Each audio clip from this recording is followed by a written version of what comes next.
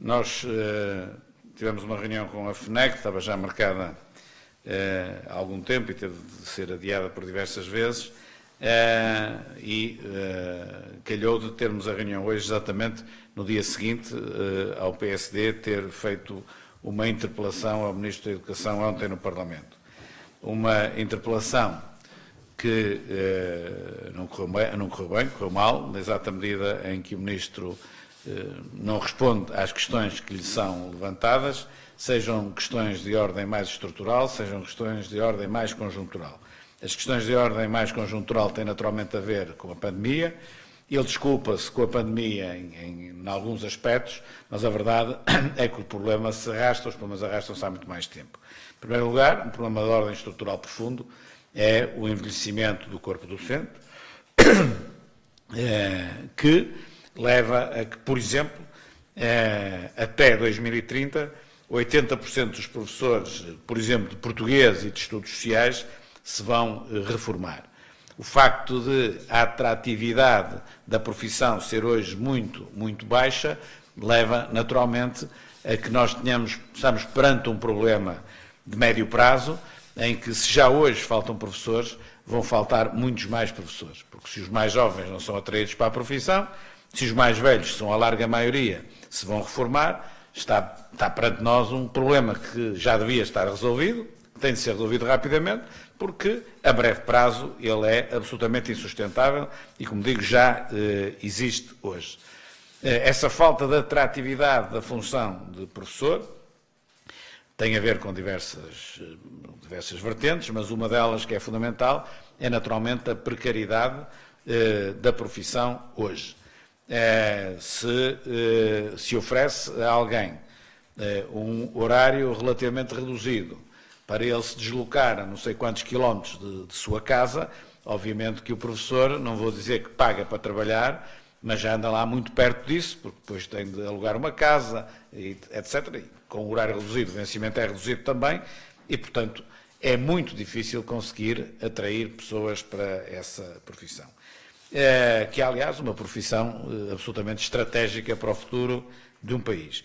Eu recordo aqui o que disse há coisa de, já não me lembro, aí um ano, há coisa de uns meses, em que fiz esta comparação, quando o Governo deu mais um aumento aos juízes e aos procuradores da República e colocou a situação de uma tal maneira que um professor no topo da carreira, e muito poucos professores atingem o topo da carreira, ganha praticamente o mesmo, se não menos, que um juiz que inicia a carreira com 20 e tal anos de idade.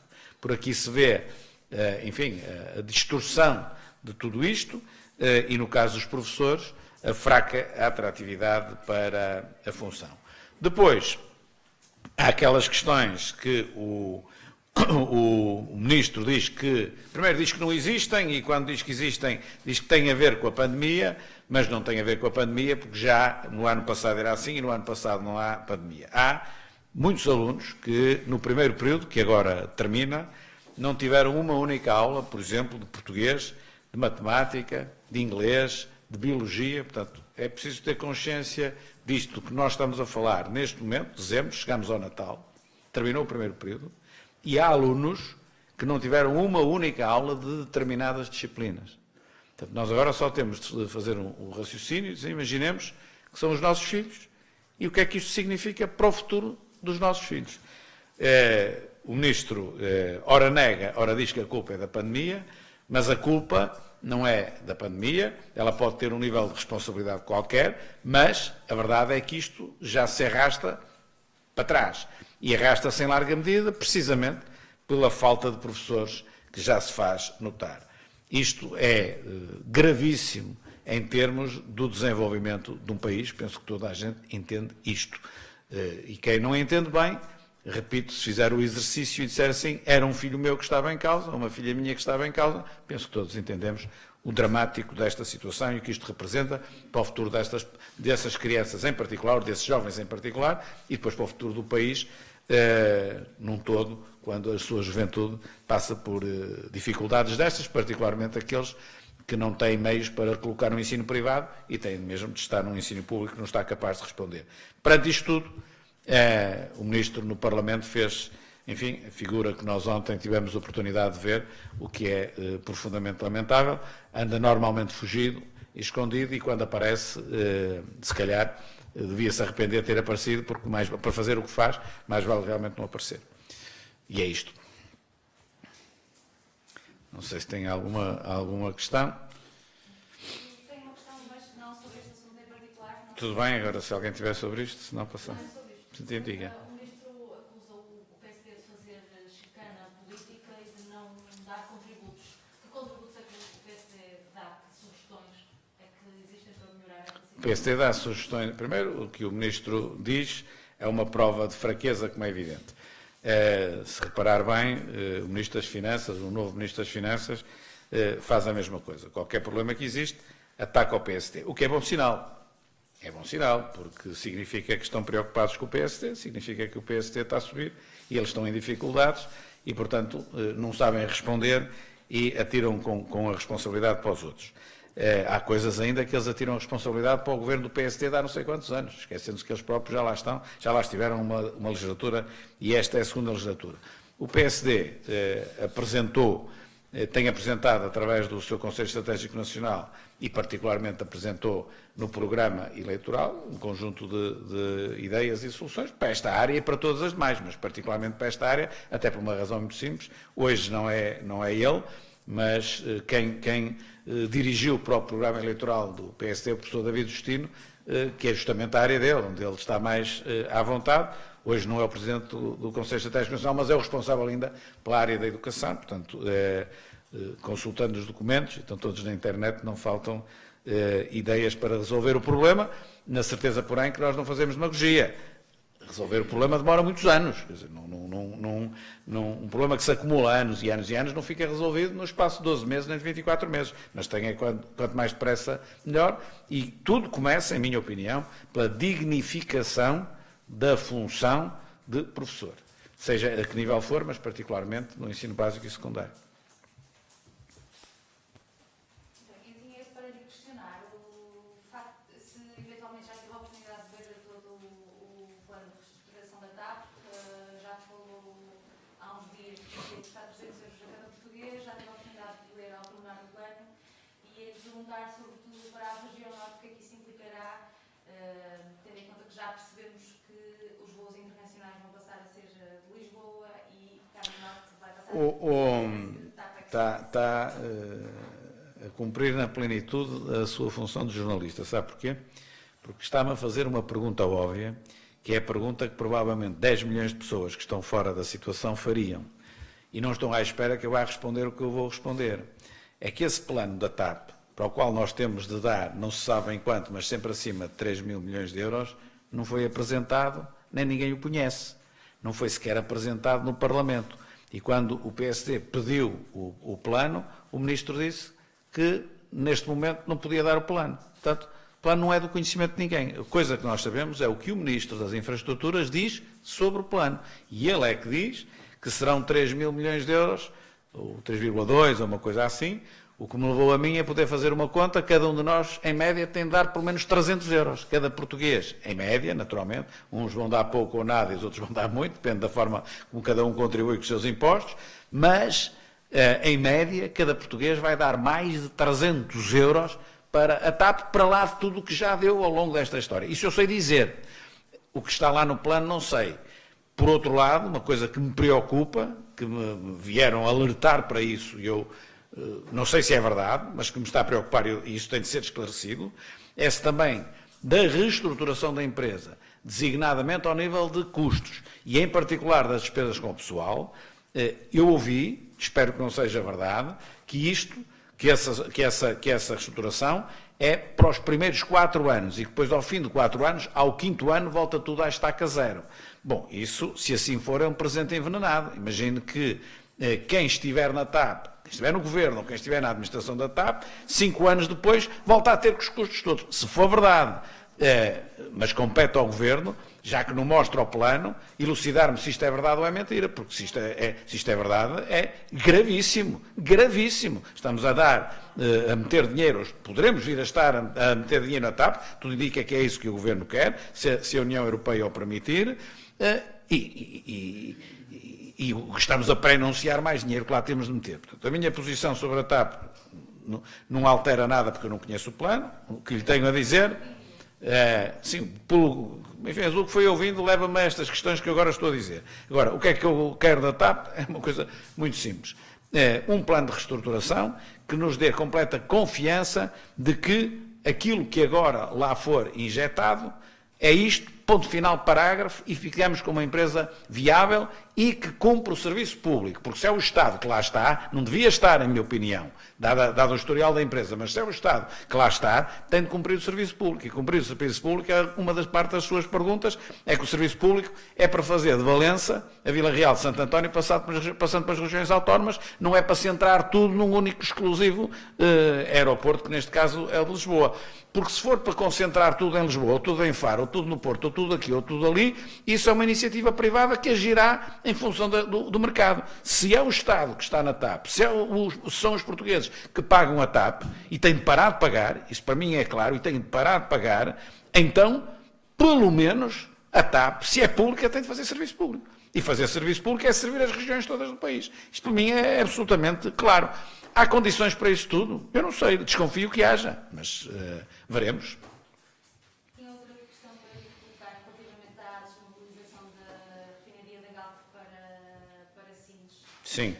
Como é que é para isso? Isso não lhe queria dar opinião nenhuma, porque não tenho informação suficiente para dar uma opinião avalizada. À partida, é ambientalmente positivo para toda esta região do país. À partida, sim. Para o desemprego da região de Matosinhos.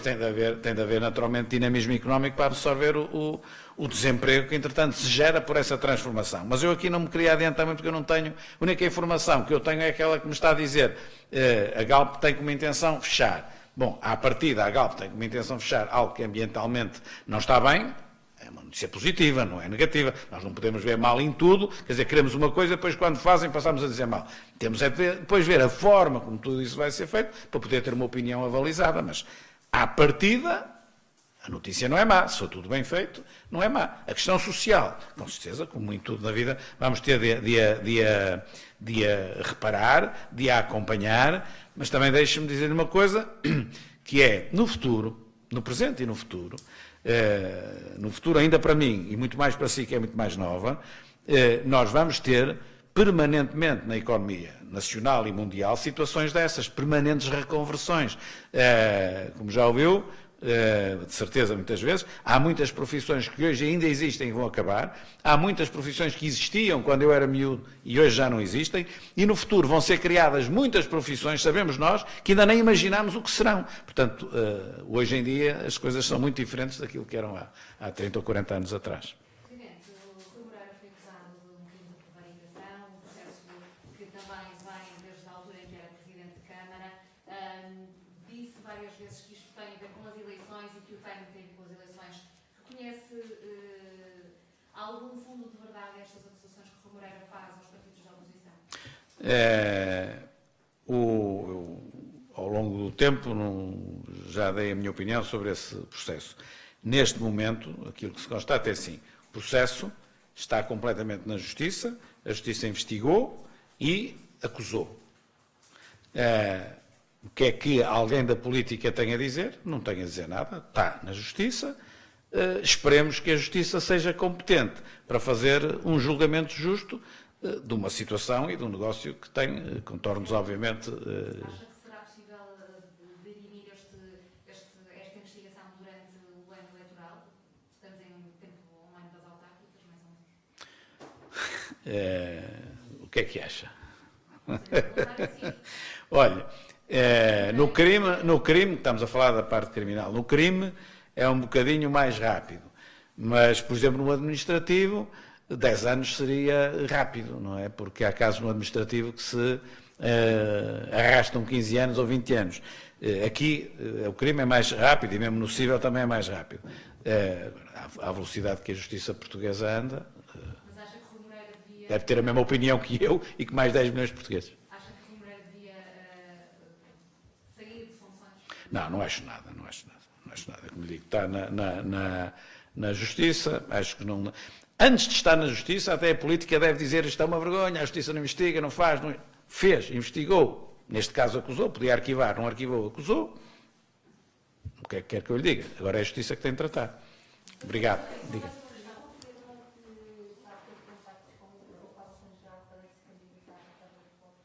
Não confirmo nada, só confirmo uma coisa. Aquilo que é diretriz nacional, decidido pela Comissão Política Nacional do PSD, é que até ao dia 1 de janeiro não há candidato a lado nenhum, mas a lado nenhum mesmo, nem à freguesia mais pequenina, 0 de 0.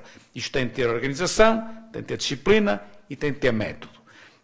Eu não precisava de aprender com o passado, porque sei que é assim, mas ainda mais quem precisar aprende com o passado e com aquilo que aconteceu ao PSD no passado em eleições autárquicas. Portanto, 1 de janeiro, 0. Estava a falar um caso do Porto, é 0 do Porto, é 0 de Lisboa, é 0 de Vila Flor, é 0 Miranda do Douro, é 0 Vinhais, é 0 Cuba no Alentejo, é 0 Faro, é 0 tudo.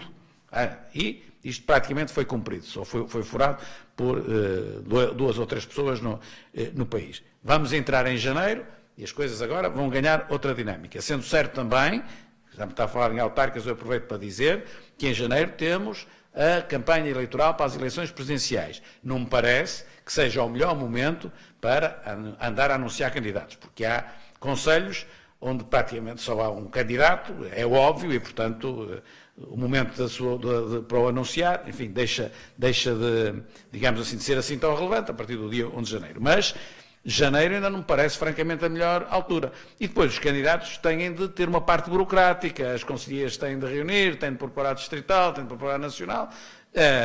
Isso vai-se começar a fazer agora, como digo, tem 1 de janeiro 0, agora vai-se começar a fazer algum ritmo. Portanto, eu nem confirmo, nem desconfirmo de nada sobre o Conselho nenhum, não é? A não ser confirmar que não há nada até o dia 1 de janeiro.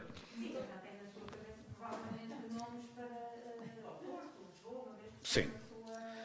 Sim, não tenho nomes para Vila Flor, nem para Vinhais, nem para Miranda do Douro na minha cabeça e terei naturalmente para o Porto, ou para Lisboa, ou para Coimbra, ou para alguns lugares assim mais isso terei na minha cabeça, mas tenho na minha cabeça, quero o A, ou quero o B, ou quero o C. Tenho na minha cabeça nomes possíveis para as câmaras mais relevantes politicamente. Isso significa que eu não tenho compromisso com rigorosamente ninguém, até porque eu próprio defini que até o dia 1 de janeiro é 0, não é? Outra coisa é eu tomar um café com alguém, não é?